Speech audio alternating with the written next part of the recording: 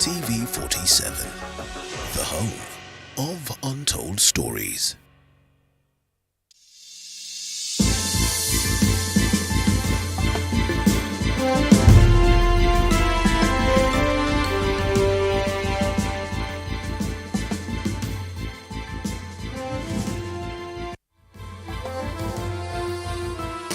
Karibu tena mtazamaji kwenye taarifa za saa 7 mchana. Iwapo ndo mwanzo unajiunga nasi, mimi wako Andrin Kilemi. Karibu ni kutaarifu yanayojiri katika maeneo mbalimbali humu nchini. Na tunaanza na taarifa kwamba mgombea wa kiti cha urais kwa tiketi ya chama cha Agano David Mwaure ameahidi kupunguza ushuru hasa unaotozwa wafanyakazi iwapo atachaguliwa kuwa rais wa taifa hili. Akizungumza wakati wa kampeni zake katika kaunti ya Murang'a, Mwaure amesema ushuru unaotozwa wa Kenya ni wa juu mno, akiahidi kupunguza ushuru mara moja.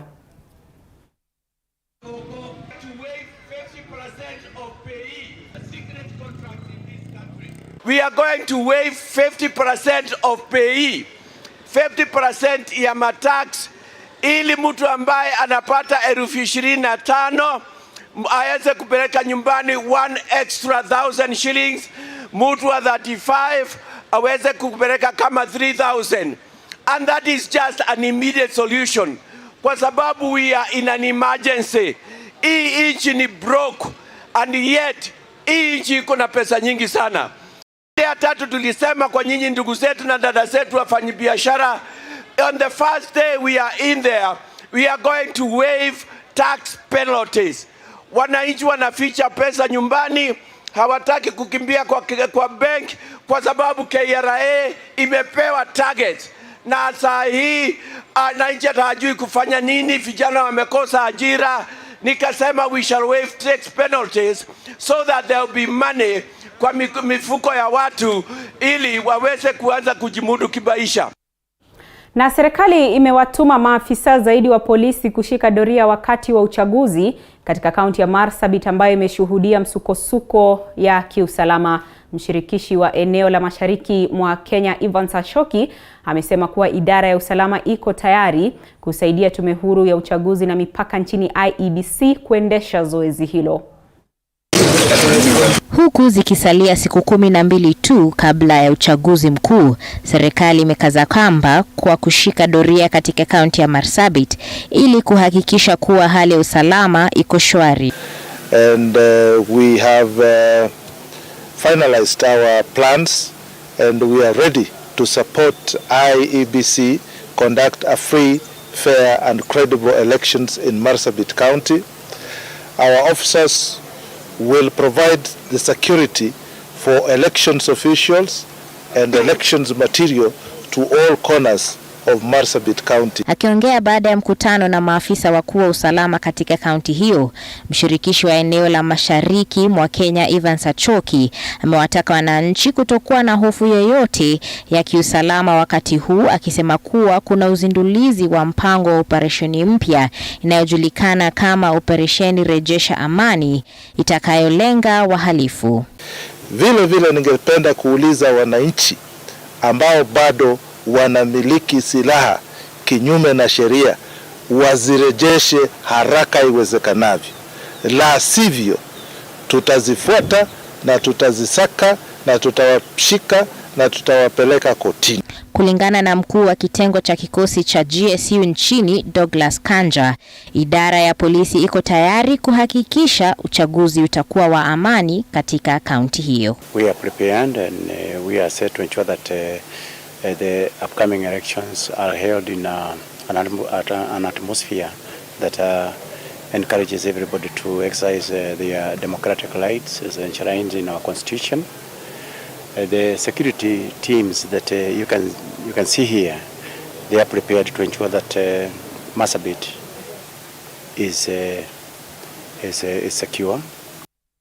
Kutoka Marsabit tufululize hadi katika kaunti ya Kajiado ambapo mbinu tofauti zimekuwa zikitumika kwa muda mrefu ili kukomesha ukeketaji nchini Kenya. Wanawake ambao wamekuwa wakikeketa wasichana katika jamii ya Maasai kaunti ya Kajiado wakianza kuasi mila hiyo potovu, huku wakianzisha kampeni ya kukomesha ukeketaji katika jamii ya Wamasai. Na kama anavyoarifu mwanahabari wetu Laki Heriano, wanawake waliokuwa wakiendeleza hulka hiyo kaunti ya Kajiado wameasi tabia hiyo potovu. Ni kijiji cha Inkorain chini ya mlima Kilimanjaro, Kajiado ya Kusini. Tunakutana na Rebecca Moses nyumbani kwake akiwa kwenye shughuli zake za kila siku. Kwa zaidi ya miaka 30, Rebecca amekuwa akipasha tohara wanawake katika jamii hii ya Wamasai. Ni zoezi lililopitishwa kwake na mwanamke aliyekuwa mashuhuri. Hii ni baada ya yeye kuwa msaidizi wa mwanamke huyo akaona haja ya kuanza zoezi hilo. Rebecca anasimulia jinsi alikuwa shupavu wa ukeketaji. Kwa zamani ilikuwa na tairi wasichana, ilikuwa anasalisha kina mama. Nimekuja kuwasha karibu kwa saa hii kuna mwaka 20 na nimewasha hiyo kazi. Saa hii ilikuwa analima. Ni mila aliyotakiwa kuipitisha kwa kizazi kingine, Rebecca akiifanya kazi hiyo ya kupasha tohara wanawake wengine waliotafuta huduma kwake ila kwa ada ya chini. Hii policy ya Kajiado County tuli launch mwaka wa 2019. Ilikuwa ni mwezi wa Disemba, na ilikuwa ni sheria ambayo tulipitisha ili kuona kwamba watu wetu ama wale watu ambao wanafanya ukeketaji especially wa Masai na wa Somali ambao wako ndani ya Kajiado, pia kuna Wakisii na pia kuna Wataita. Kabila hizo zinafanya mambo ya ukeketaji ambayo imepitwa na wakati. Sijui kama nimeenda kufa leo kutoka, nikasema hii kazi sitaki tena. Acha niwashe kabisa, maana nimeona sio mzuri. Anasema anafurahia sana kuacha mila hiyo potovu. Rebecca alianza kupata mafunzo kwa mashirika yanayokabiliana na ukeketaji. Rebecca na wanawake wengine walipata mafunzo ya kibiashara baada ya kuasi ukeketaji uliokuwa ukiwapa riziki yao. Semina amebadilisha mimi, maana nimeona hakuna faida kwangu. Hiyo ni hasara.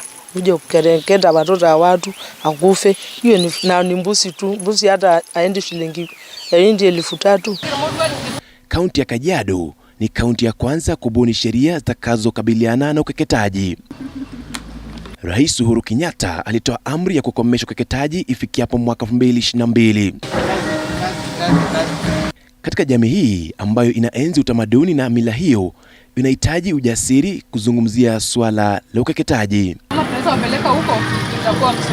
Utekelezaji wa sheria iliyopitishwa mwaka 2011 ikiwa mwanzo wa kampeni ya kumaliza upashaji tohara nchini, lakini angazia eneo la mashariki mwa Kenya. Kwa mujibu wa shirika hilo, kinara wa Azimio 1 Kenya Raila Odinga ana ushawishi mkubwa eneo hilo. Hebu tazama.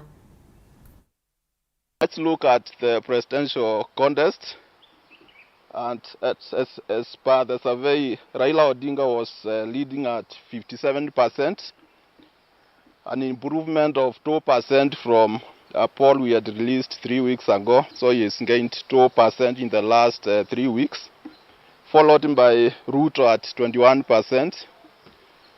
Previously, Ruto had 24% in Kitui, so it's a drop of 3%. Then Wanjakoya is at 3% and drop from 4% in early July. The undecided for that position is currently at 20%, and it's our presumption these undecided will take a position ahead of the elections. Looking at political party popularity, Wiper is the most popular party at Kitui, currently at 35%, followed by ODM, 18%, then UDA at 17%. So with that, let's proceed to Makueni County, and we start with the governor position. And the current senator is currently leading for governor at 63%, followed by Patrick Musimba at 18%, David Masika 2%, Emmanuel Mutesia 1%, and decided 16% for that position in Makueni. We proceed to senatorial, and the Makueni MP is on top. That's Manzo at 30%, followed by the incumbent governor Kivutha Kibwana at 16%. Then we have Kimbao at 7%, and Robert Kisiula 5%, not 5, sorry, 1%, and Victoria Kioko at 1%. We proceed to woman contest. The incumbent is leading, that's Museo at 37%, with Maureen Zioka at 4%, Betty Kanini 4%. Na ofisi ya mkurugenzi wa mashtaka ya umma nchini ODPP imezindua mwongozo wa kutatua mashtaka ya dhulma za unyanyasaji wa kimapenzi na kijinsia. Akizungumza katika hafla hiyo, mkurugenzi mkuu wa mashtaka ya umma nchini Nurdin Haji amesema mwongozo huo utasaidia pakubwa idara ya mahakama katika kutatua kesi hizo ambazo hushuhudiwa mara nyingi wakati wa uchaguzi mkuu nchini. The mandate to ensure that Kenyans enjoy their rights to vote and exercise the civil right to participate in the elections. The civil society that are also working with us, ICJ, IJM, will also play a critical role in ensuring that we deliver a free and fair election. So this exercise is critical, and it is important for us to be able to build that synergy together, and the collaboration and the cooperation that will ensure we are able to deliver, again, I'm emphasizing, a free and fair election. As you may be aware, through its physical, psychological, verbal and economic manifestation of abuse, sexual and gender-based violence continues to pose a clear and present danger to fundamental human rights and freedoms. Now, the reason why we have also decided to launch this together with this exercise during elections, during this period, is that we have seen a lot of sexual and gender-based violence occurring during the election period. Both through, for example, if you were to see in Nakuru, the criminal gangs executed quite a number of young ladies, if I'm not wrong. We have also seen in past election where misconduct has occurred, even within those who are supposed to provide security. And this issue must be highlighted, that women and children must have the right to enjoy their freedom. And women also have the right to participate in election in a peaceful, in a free and fair environment that safeguards them and assures them of the right to exercise their civil duty. In June 2021, the government of Kenya made several commitments to combat SGBV, including adopting GBV prevention and response mechanism in crisis situations, including electoral-related gender-based violence. The ODPP, in support of the government's commitment, has developed a rapid reference guide on the prosecution of sexual and gender-based violence in Kenya to provide an easily accessible resource for prosecutors to facilitate a coherent, expeditious, and efficient prosecutions of cases. I therefore wish to thank the United Nations Office on Drugs and Crime, UNODC, and the EU, the European Union, through the Program for Legal Empowerment and Aid Delivery in Kenya, which is PLEAD, for their partnership and support in developing the Rapid Reference Guide. I would want to single out and especially thank Madam Deche, our consultant, who has been very diligent and passionate in this, and has ensured that we are able to deliver a document that is all-encompassing. Thank you very much. On the same breath, allow me to convey my sincere appreciation to the International Justice Mission and the International Commission for Jurists for their unwavering support and contribution towards facilitating these joint trainings on election preparedness. As I conclude, I wish to reiterate my sincere gratitude to the ODPP team and all relevant stakeholders and partners who are present here today and have been present in the previous workshops, trainings and sensitization exercises we have undertaken. May I reiterate that our efforts to reinforce our election preparedness and response to SGBV is a continuous process that involves our institutions working collectively and interdependently to share information and best practice and auxiliary to safeguarding the tenets of the rule of law as enshrined in our Constitution. As we edge closer to the general elections, it is evident that we have been relentless in bolstering our joint responsibility to safeguard the integrity of the electoral process. As the ODPP, we remain committed to upholding the rule of law and discharging our mandate with impartiality, and wish Kenyans a free, fair, credible, and peaceful election. Thank you all, and God bless Kenya. Katika taarifa nyingine ni kwamba mgombea wa kiti cha urais kupitia muungano wa Azimio One Kenya Raila Odinga kwa sasa anaendeleza kampeni zake katika kaunti ya Nakuru. Raila amezuru eneo la Molo na anatarajiwa kuhutubia mkutano wa hadhara katika uwanja wa Afraha. Mwanahabari wetu Chichi Josephine yuko katika eneo la Nakuru na sasa anaungana nasi moja kwa moja. Chichi, hali iko vipi katika uwanja huo wa Afraha, kinara wa Azimio One Kenya anapotarajiwa kuendeleza kampeni zake katika kaunti hiyo ya Nakuru? Naam, Andren, shukran sana, na hali ya hapa ni shwari.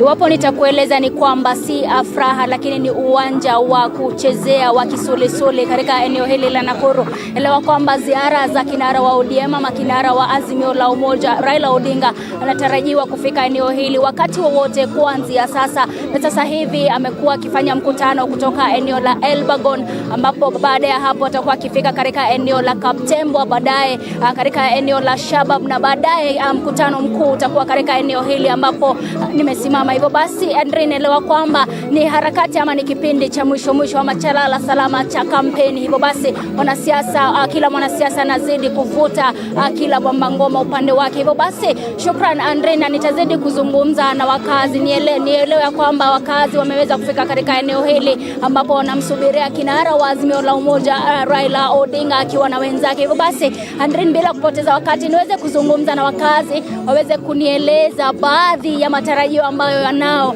kuhusiana na mkutano wa siku ya leo. Andrea, hivyo basi shukran sana kwa kuzungumza na TV47. Naelewa wewe ni mwenyekiti wa Azimio la Umoja katika eneo la Nakuru. Matarajio yako ni yapi kutokana na mkutano wa siku ya leo? Asante sana. Kwanza nataka nishukuru wakazi wote wa Nakuru vile wanaenda kujitokeza kwa wingi kuja ili tuweze kukuwa na mkutano mmoja wa baba, na tunatarajia kwamba ni mkutano ambao utakuwa kufana sana.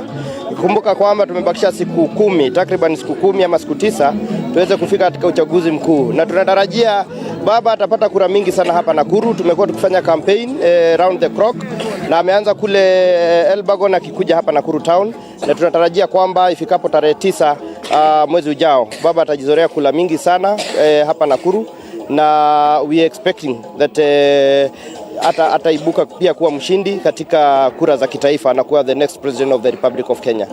Labda unieleze wakati ama mahali hapa ni ngome ya Raila ama kinara wa ODM Raila Odinga. Hadi sasa labda vile ambavyo watu wanasema ni kwamba ground iko vipi kuhusiana na ile siasa Raila Odinga ya Raila? Ikikumbukwa kwanza kwamba kuanzia mwezi wa Januari pale ilikuwa kaunti ya Nakuru imezoniwa kama ni ya ule mlengo mwingine, ikarudi kazoniwa tena kama battlefield.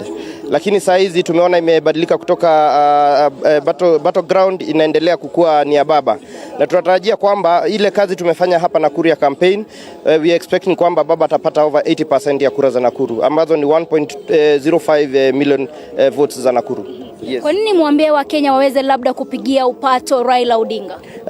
Kile tunatarajia na sisi ndio mlengo wetu wa Azimio la Umoja, tunasema ni kwamba baba ana track record, mgombea mwenza Martha Karua ana track record. Wao wamekuwa wakipigania nchi yetu ya Kenya, wao wamekuwa wakileta wamechangia pakubwa katika kuleta demokrasia hapa Kenya, wamechangia pia pakubwa kuleta second liberation, na pia tunatarajia kwamba wakiibuka washindi katika uchaguzi ambao tunaenda mwezi wa 8 wataweza kuleta the third liberation ambao pia ni ya kiuchumi, na pia sana vita dhidi ya ufisadi ambao kwa pakubwa imekuwa ikichangia katika kudorora kwa uchumi wa Kenya yetu. Yes. Shukran sana kwa muda wako. Niweze kuzungumza na mwanamke. Shukran sana kwa kuzungumza nasi mheshimiwa. Labda unieleze hadi sasa mnatarajia nini kutokana na ziara za Raila Odinga?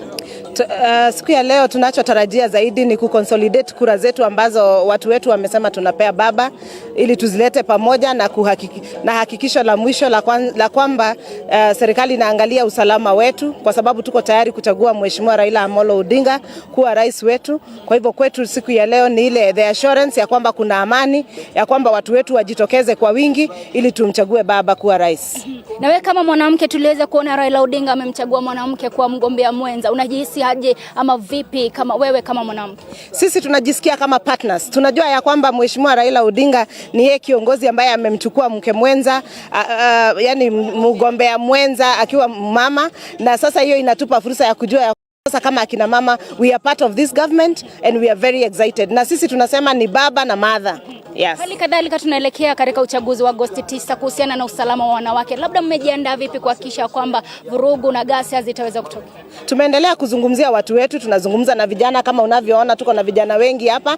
Tunaendelea kuwahakikishia maneno ya usalama, kuambia kila mtu kwamba ni haki yake kuchaguana na watu wasiogope, amani itakuwa na watu wote waamke na wapige kura. Naam. Shukrani. Niongee na mheshimiwa hapa. Labda wewe mheshimiwa, umeandaa watu wako vipi kuweza kumkaribisha Raila Odinga katika eneo hili? Inastahili kujulikana ya kwamba hapa Nakuru ni ngome Azimio, na watu wale ambao tuko nao wote wanamuunga mkono baba na mother, na kwa hivyo wakati huu watu tofauti vituo tofauti ambapo siku ya simama, na hapa hali ambapo tuko ndio kutakuwa na mkutano wa mwisho, na watu wamemgojea kwa wingi. Hata ukiangalia wamemgojea kule Kaptembwa, wamemgojea Shabab, wamemgojea Kenyatta Avenue, na mwishoe kabisa itakuwa hapa. Na hiyo mobilization yote inakuja, hawa watu wote mwishoe, hata wale wako huko mwishoe watamalizia hapa. Shukrani. Nirudi kwako tu dakika za kuhesabu. Tunaelewa kwamba Nakuru iliweza kuorodheshwa baadhi ya maeneo ambayo ni hatari sana kwa vurugu na ghasia za baada ya uchaguzi. Wewe kama mwenyekiti wa Azimio la Umoja katika eneo la Nakuru, umejiandaa vipi? Umezungumzia vijana vipi kuhusiana na swala hili? Asante, na tuseme kwamba sisi kwanza tumeshawauliza wale ambao wanatuunga mkono kwamba waweze kuweka amani kabla ya uchaguzi. Wakati tunaenda katika uchaguzi waweke amani, na pia tukimaliza uchaguzi tuwe na amani, kwa sababu there is nothing as costly as lack of peace. Kwa hivyo tumeongelesha vijana wetu. Tumekuwa wakati tunafanya kampeni zetu za Azimio hapa Nakuru, tumekuwa tukiwahimiza vijana wetu kwamba ni muhimu sana tuweze kuweka amani. Kuna wale partners tumekuwa pia tukishirikiana nao, mashirika ambayo sio ya kiserikali tumekuwa tukishirikiana nao, ili kwamba kuweza kuhamasisha watu wetu hapa kaunti ya Nakuru. Kikumbuka kwamba mwaka wa 2007 ilikuwa moja ya kaunti ambazo ziliweza kukua worst na machafuko ya uchaguzi. Kwa hivyo wakati huu pia tunaamini kwamba serikali pia imejipanga kuweza pia kuangalia maneno ya usalama. Lakini we've been talking about peace all along. Tumekuwa pia tukiongea na the clergy, wamekuwa kihimiza congregation kwamba ni vizuri tuwe na amani wakati huu wa uchaguzi. Labda utayari wa vijana kuweza kuhakikisha kwamba ama kuwa a part of this, kuhakikisha kwamba kutakuwa na amani, utayari wao uko vipi katika kaunti ya Nakuru? Nafikiria kwamba kaunti ya Nakuru imekuwa vile umesikia hesabu ya kura inasema ni kwamba tuko 1.025 registered voters. Baadhi ya kura hizo mingi yazo zimetoka kwa vijana, na vijana round hii wamesema wanataka kukua very major stakeholders katika hii uchaguzi wa mwezi wa 8, na tunatarajia hata ukiangalia vile wamekuwa kijitokeza katika mikutano zetu, vile wamekuwa kichangia pakubwa katika kampeni zetu, tumekuwa tukishirikiana nao, wamekuwa kitusaidia sana. Kwa hivyo tunaona kwamba wamejipanga na wanataka kuhusika kikamilifu katika uchaguzi ambao unakuja mwezi ujao.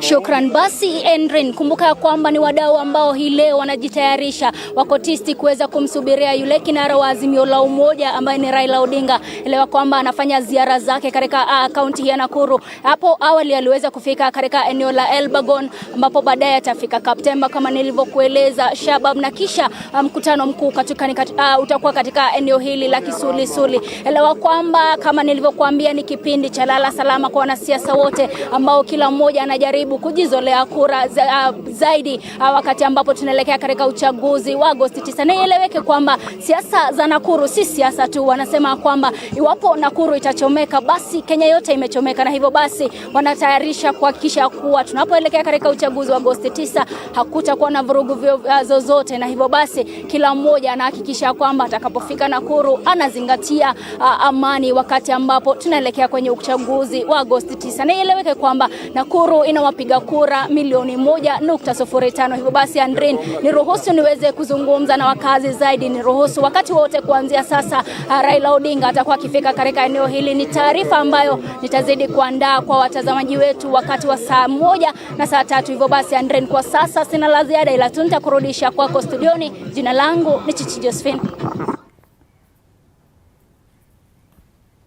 Asante sana mtazamaji. Huyo amekuwa ni mwanahabari wetu wa gatuzi hilo la Nakuru, Chichi Josephine, akituarifu moja kwa moja kutoka uwanja wa kuchezea wa Kisulisuli ambako kinara wa mrengo wa Azimio One Kenya Raila Odinga anatarajiwa kupiga kampeni zake. Kumbuka ni kipindi cha lala salama alivyodokeza kwamba kila mwanasiasa anazidi kuvuta ngozi upande wake kwa matumaini kwamba watakuwa wakipata kura zaidi. Kwingineko ni kwamba naibu wa Rais William Ruto amekita kambi katika eneo la Meru ambapo ameendelea kupigia debe mfumo wa bottom up.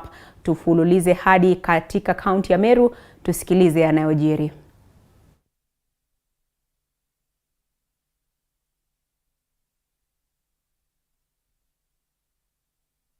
Tuko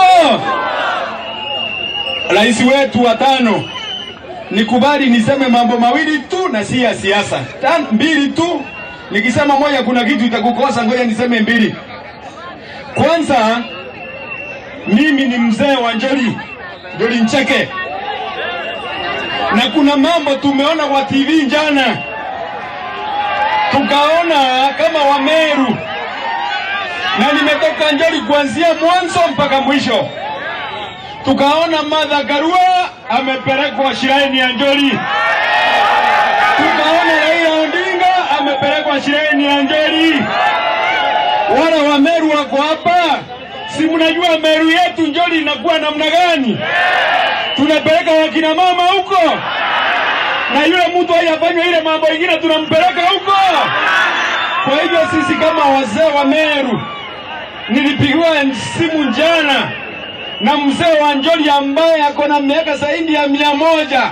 Akaniambia ukipata nafasi ambia William Ruto Njoli ija kubaliana na yale alikuwa yakitendeka. Na nyinyi kama watoto wa Njoli mnakubaliana na hiyo maneno ama mmekataa? Hebu niona wale wamekataa. Kwa hivyo tuko nyuma ya William. Haya, ya pili na ya mwisho. Kama community ya Meru, serikali tunaenda kutoka tarehe 9 ikiongozwa na William Ruto. Kwa sababu nina hakika katika imani ya Bwana tutaunda hii serikali. Hakuna mtu ambaye atafukuzwa kwa serikali ambaye ameajiriwa na merit, yule ana qualify. Kwa hivyo kuja kusema ati hii kulingana na Azimio kwamba sisi watu wa Kenya kwanza tunaenda kufukuza Kenoti, tunaenda kufukuza Margaret Kobia, tunaenda kufukuza sijui nani, hakuna kitu kama hiyo. Tunakubaliana hakuna kufukuzana kama mtu ameajiriwa na merit. Kwa hivyo wache kuuzia wa Meru woga. Ati William Ruto anaenda kufukuza Kenoti, anaenda kufukuza Margaret Kobia, anaenda kufukuza huyu. Nataka tueleane leo, hakuna kitu kama hiyo. Tuko pamoja. Yes. Na mkienda nyumbani, kwa sababu naona hapa tuko ni headquarter yetu, mkumbuke watu wetu wa UNDA. Na watu wa Imenti. Hiyo ndio muhimu zaidi. Watu wa Imenti, nikiwa mzee wa kutoka hapa Imenti, tukiwa na Kadhuri Moronge, tumekubaliana Meleka Lentole anafaa kuwa gavana wa Meru County. Nani wanasema Meleka Lentole? Asante. Asante sana. Wacha nimuite Mama Kailemia. Wapi nduru ya Mama Kailemia wasalimie dakika moja.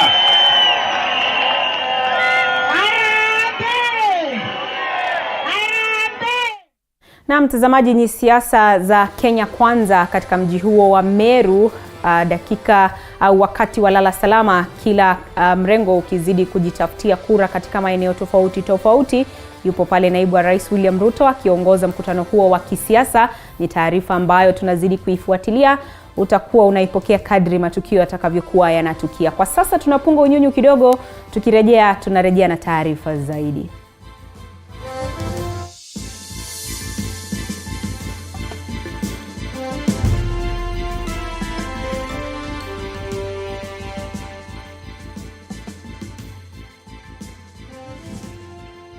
You are watching TV47, the home of untold stories. Usiyakubalie maumivu ya misuli kukatiza ratiba yako. Kaluma Pain Balm ni dawa ya kusugua iliyotengenezwa kutoka kwa miche maalum ili kutuliza maumivu ya misuli. Kaluma Pain Balm. Maumivu yakizidi, pata ushauri wa daktari.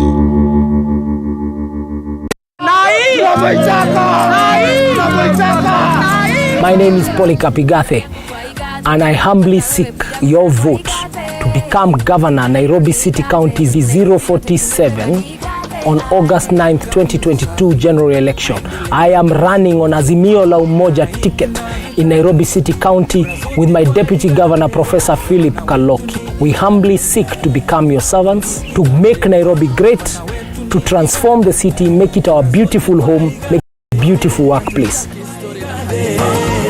Atalinda kina mama, madawa tutapata, barabara atajenga, basari tutapata, masoko atajenga, biashara tutafanya, ajira tutapata, maisha image, and make it a city that queens and lords over the great country of Kenya. Vote for us on the Azimio la Umoja ticket on August 9th, 2022. Nyinyo muko, nyinyo mutanipa kura. Tutakupea kura. Gavana wetu ni Igade, kura zote kwa Igade. TV47, the home of untold stories.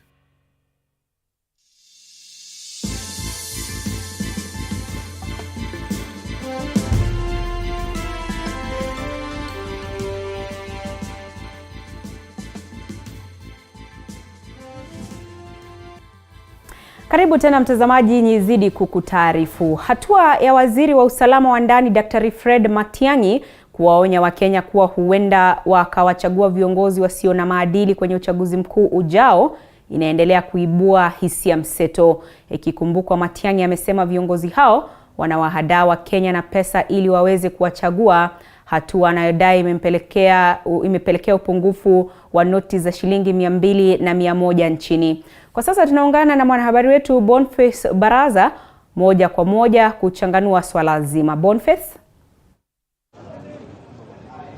Asante mwenzangu Andrin Kilemi. Na swala zima linalojitokeza katika mchakato mzima au usemi wa waziri wa usalama wa ndani Fred Matiang'i ni swala la maadili likiwekwa kwenye mizani, swala la maadili la viongozi ambao wanasaka nyadhifa mbalimbali za uongozi kupitia uchaguzi wa Agosti 9 linawekwa kwenye mizani. Kikubwa zaidi kinachojitokeza kutokana na semi za waziri Matiang'i ni kuwa endapo taifa ama endapo Wakenya watakuwa makini, basi watalazimika kuwachagua viongozi wasiokuwa na maadili, na mwenyewe anasema viongozi hawa wanatafuta nyadhifa hizi kwa kuwashawishi Wakenya na pesa ama na fedha, hali iliyopelekea kuweza kushuhudiwa kwa upungufu wa noti ya shilingi 200 na hata shilingi 100. Anawataja viongozi hawa kama money launderers, na wacha tuseme na wenyeji hapa tuweze kupata kauli yao. Je, wao wanazungumziaje hatua hii?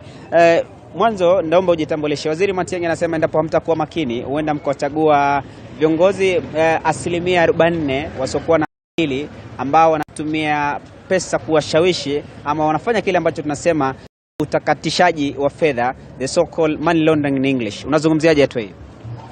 Mimi kwa majina naitwa Philemon Kirwa. Mimi ndio mshirikishi mkuu wa chama cha UDA katika kaunti ya Trans Nzoia. Na nashangazwa sana na matamshi ya Mheshimiwa Matiang'i kwa sababu chapter 6 ya sheria yetu ya Kenya inaongelea maana integrity.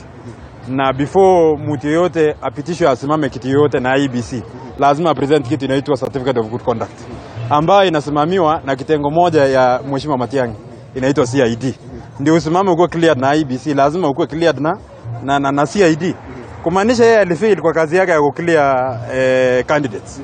Kama CID walishindwa kuclear candidates, wao ndio wangekuwa na uwezo. Sasa akuja kutuambia saa hii sisi tunapambana na maneno ya unga saa hii, angekuwa na address maneno ya unga shilingi 200, unga hakuna, anaanza kuongelea maneno. What we are saying na msimamo wetu ni hivyo. Matiang'i walitumia muda mwingi kufukuzana na watu ambao walikuwa na criticize serikali. Wakasahau ya kwamba mandate yao ni kuona criminals na kuona ya kwamba watu ambao si hawako na vizuri wanakuwa cleared kwenda kwa IEBC. So sisi kama kuna mtu ambaye amepita kitengo ya kuwa cleared na IEBC kusimama kiti ya yoyote katika nchi ya Kenya, hiyo ni mandate ambayo raia sasa wamepewa, wameambia hao ndio viongozi wenye wanaruhusiwa kuomba kura. Hii mambo ingetakana siku ile clear siku ile kitambo. Saa hii baba tunapambana na maneno ya unga ya shilingi 200. Hiyo watu waambie maneno ya serikali. Saa hii wambakisha siku 11 watoke kwa ofisi, watu wengine waingie ndio waanze kupambana hasa na criminals zuzu. Na wao watakuwa criminals ya kwanza kwa sababu waliiba shamba ya Ruaraka na mambo mengine mengi. Asante. Wewe kama Mkenya na kama mpigaji kura, tarehe 9 utakuwa unaelekea kufanya maamuzi. Matiang'i anasema, Waziri Matiang'i anasema hawa viongozi wanatumia pesa kuwashawishi, hali ambayo anasema tunaita utakatishaji wa fedha. Je, wewe umeona hizi fedha zikitolewa? Pesa ziko mtaani. Sisi kama wapigaji kura tunaletewa pesa na tunakula. Mimi nataka niambie Matiang'i kwamba aongelele issues ambazo zinahusu Mkenya wa kawaida. Amekuwa kwa serikali zaidi ya miaka 5, wangekuwa wameshughulikia swala la money laundering, hawajafanya chochote. Wakati umefika wa kuchukua viongozi. Sisi kama vijana wa hii town ya Kitale tumesema kwamba pesa viongozi watuletee tukule, tutachukua viongozi ambao wanastahili. Bwana Matiang'i, you've been in government for more than 5 years. What have you been doing? Let us talk issues basing on common mwananchi, mambo ya money laundering wachana nayo. Asante. Mheshimiwa, ninyi kama wanasiasa mnalaumiwa kwa pakubwa sana.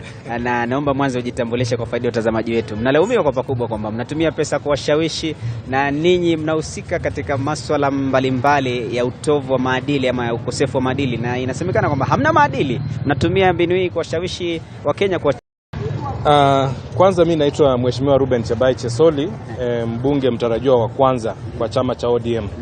Na mimi niko katika Azimio. Mimi nataka kusema kitu kibaya ni kibaya. Na kama ni makosa ni makosa. Maadili yetu katika nchi yetu ya Kenya lazima yabadilishwe. Na yataanza kubadilishwa kufuatia viongozi ambao watachaguliwa. Wakenya wana jukumu. Hivi sasa Wakenya wamepewa jukumu kubwa sana ya kuhakikisha ya kwamba wale watu ambao wanaleta katika nyadhifa tofauti katika serikali inayokuja wakuwe ni watu ambao wana maadili. Tukianza mambo ya blame games hatutasaidika. Mimi nataka kusema ya kwamba Waziri Matiang'i anasema jambo la muhimu sana. Watu wetu pesa zinachukuliwa, zinakuja zinaletewa watu wetu, pesa ambazo hazijapitia katika idara za serikali katika Central Bank.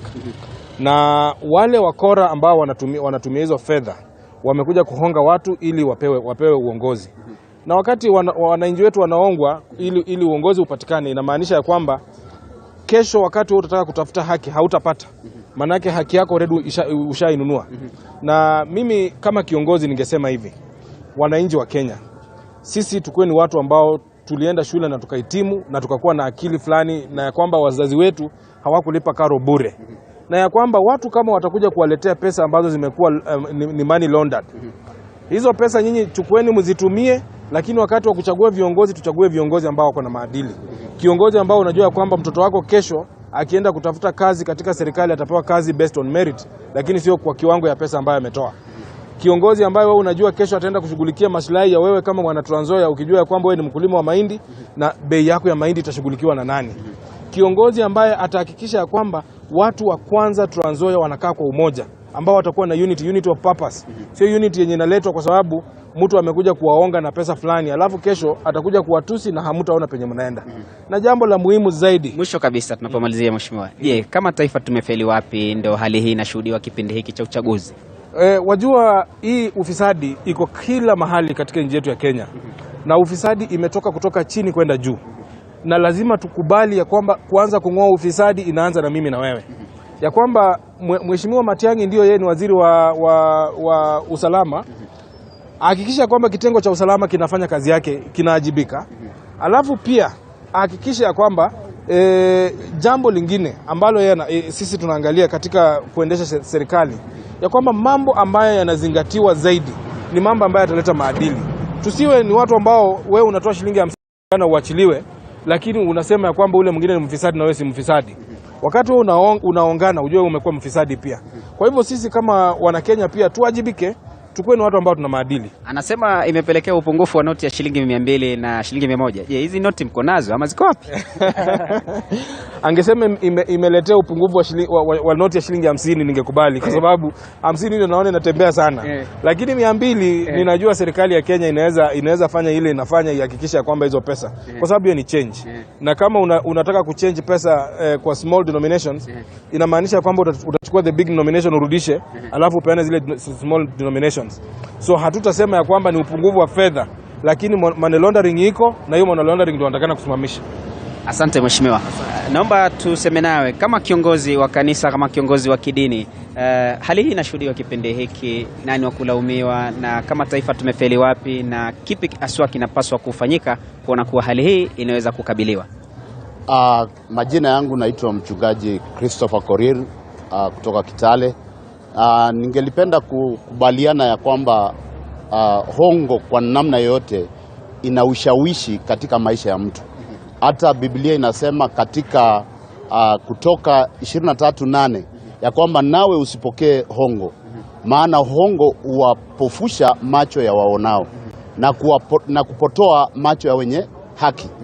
Kwa hivyo mimi nataka kusema ya kwamba mambo haya ya kushawishi watu kwa kutumia fedha si nzuri. Hiyo si maadili mzuri. Nchi kwa jumla, sisi kama nchi tumefeli. Kwa sababu ukija kwa wakati kama huu, dakika za mwisho kama hii, kuambia watu ya kwamba kuna fedha halali, kuna pesa mzuri na pesa chafu. Mwananchi kutokana na uchumi ambayo imefika saa hizi, wako na njaa, kuna familia hawalali au wamelala njaa, kuna watu ambao hawezi kupata kitu riziki. Ukiwaletea shilingi 100 watachukua. Kwa hivyo lazima tutengeneze maadili katika taifa, katika mashule, katika katika nyanja mbalimbali, na pia tumalizie na kukua na mikakati katika mikakati ya kiuchumi, mikakati ya kimaadili na mikakati ambazo zitaweza kuweka watu kuwa wameishi katika maisha mazuri. Asante. Ujumbe wako wa mwisho tumalize kwa sekunde 5. Okay. Kwangu ni kuwasihi tu wa Kenya ya kwamba tukue ni watu ambao tunakuwa kioo kwa jamii. Tukue ni watu ambao tunapeana mwelekeo. Mambo ya ufisadi itaangusha nchi yetu nyuma. Na kwa hivyo lazima tubadilike na tukue watu ambao tunawajibika. Na pia mwisho tu kwa wapiga kura, pigeni kura mkizingatia uongozi ambao ni mwafaka, ambao tuwabadilishia maisha, lakini sio kulingana na zile shilingi 50, 100 ama 200 umepewa na mtu. Asante. Asante. Tumeweka paruanja wazi kwa kuwashirikisha wapiga kura, viongozi wa kidini na wanasiasa wenyewe ambao wananyoshewa kidole cha lawama kwa mstari wa mbele kuendeleza hali hii, kuwashawishi wa Kenya kupitia fedha wanazodai kwamba wanatakatisha fedha, wanavyosema katika lugha ya kimombo money laundering, na hali ambayo waziri wa usalama Matiang'i anahofia huenda ikapelekea taifa kuwa na viongozi wasiokuwa na maadili. Kufikia hapo, Andrin Kilemi, niruhusu izame kwa sasa. Kwako Andrin Kilemi. Shukran sana mwenzangu Boniface Baraza kutoka gatuzi hilo la Trans Nzoia. Bila shaka tutakuwa tunaungana nawe tena kwa mengi zaidi. Lakini kwingineko ni kwamba Kenya hii leo imeungana na ulimwengu kuadhimisha siku ya homa ya ini, yani Hepatitis. Aidha, Wizara ya Afya imesema kuwa taifa limepiga hatua katika kukabiliana na ugonjwa huo. Mtu mmoja hufariki kila siku duniani kufuatia ugonjwa wa Hepatitis, huku watu bilioni 2.3 wakiambukizwa duniani kila siku. Given the presentation this morning, I think this day is very important. It's about hepatitis B or hepatitis, commemorated globally, and they have spoken clearly, and I think what is coming out is that as the whole saying goes, prevention is better than cure, isn't it? It is coming out that it's better we diagnose early, we prevent, commence treatment early. If we don't do that, it becomes very costly. because it costs lives and costs resources. That's what I have picked from previous presenters, and I say thank you so much. I think it's also very clear that the public health preventive measures are very key. The issues of infection prevention control, the avoidance of activities like drug abuse that have caused untold damages, including infection with infectious diseases like hepatitis. So this morning, I'm very happy to be here this morning to read the message of the Director General for Health on this very important occasion. I would like to recognize the county representation by the NMS, the Ministry of Health leadership, including the CEO, Dr. Kamuri of KNH, the National AIDS Control Council CEO, the head of NASCOP, and all directors present, distinguished guests, ladies and gentlemen, all protocols observed. Good morning once again.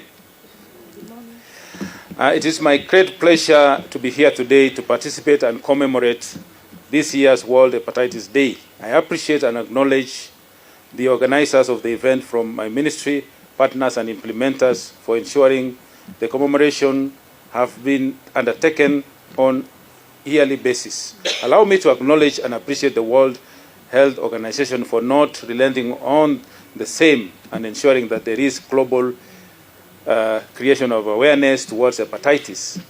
Ladies and gentlemen, this year's theme is I Can't Wait, and hepatitis can't wait. As of my ministry, we can't wait to see that everybody across the country is aware of the disease and is willing to take charge and bring change to the eliminating this pandemic. We can't wait to see everyone across the country knowing their hepatitis status and those affected accessing treatment or vaccination. We can't wait to see integration of hepatitis services in the public health facilities and there being a robust monitoring and reporting mechanism. We can't wait. Ladies and gentlemen, in Africa, hepatitis is really a menace, with more than 90 million people living with hepatitis in the region, accounting for 26% of the global total. More than 124,000 people in the continent are dying every year from the consequences of undetected and untreated hepatitis. Around 4.5 million African children under 5 years old are infected with chronic hepatitis B, reflecting an enormous 70% of the global burden in this age group. It is worth noting that we have not yet reached the global target of less than 1% incidence of hepatitis B in children under 5 years, as we are at only 2.5%. Most of these cases could be prevented by eliminating mother-to-child transmission of the disease during or shortly after birth and in early childhood. Key interventions against hepatitis B include vaccination at birth and in early childhood, screening pregnant women, and providing timely treatment. Ladies and gentlemen, in Kenya, hepatitis is disproportionately distributed within counties and population. It is estimated that 1.9 million people are infected with hepatitis B and C, with those having hepatitis B being the majority, about 1.56. The Kenya Population-Based HIV Impact Assessment, KEMFIA, 2018 estimated that the prevalence of hepatitis B is 3% among the general population and 4.7% among people living with HIV. 3 counties were identified to have a high prevalence of hepatitis.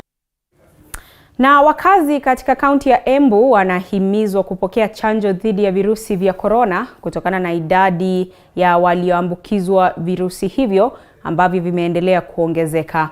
Kulingana na maafisa wa afya, wakazi wengi katika kaunti hiyo hawajapokea chanjo hiyo. Kwa sasa watu 48 katika kaunti hiyo wameambukizwa virusi vya korona, huku watu 4 wakitengwa kwa matibabu. Kulingana na serikali ya kitaifa, Embu ni mojawapo ya kaunti ambapo wengi wamedinda kupokea chanjo. Kwa sasa, kampeni ya siku 10 imewahamasisha wakazi kuhusu umuhimu wa chanjo hiyo ambayo imeanzishwa, huku maafisa wa afya wakilenga kuwachanja watu zaidi ya 65,000. The biggest account, which is Manyata, was given. Asante Director, sir. Good morning, everyone. My name is Charles Opio. I'm the ACC or Assistant County Commissioner of Central, where we are. I'm here on behalf. Know the effect and the impact of this injection, vaccinations. It greatly reduces other conditions, other ailments, other comorbidities, other diseases that may compromise our health. It has really, really greatly assisted. Look, somebody who has gotten only 1 injection and one who has gotten 2 injections, or one who has not gotten even 1, you see the conditions, even the flus, even the coughing, so dangerous, so devastating, that is, then the question comes, wewe, hii homa yako isiyoisha, ulichukua COVID? The point is, ulichukua COVID. Nipata kale kamoja kisi sijapata, unaona sasa? This week we have the mass vaccination taking place from Monday. Today we are at day 3, that is 25th of July up to 3rd of August. I wish to call upon members of or the citizens of Embu County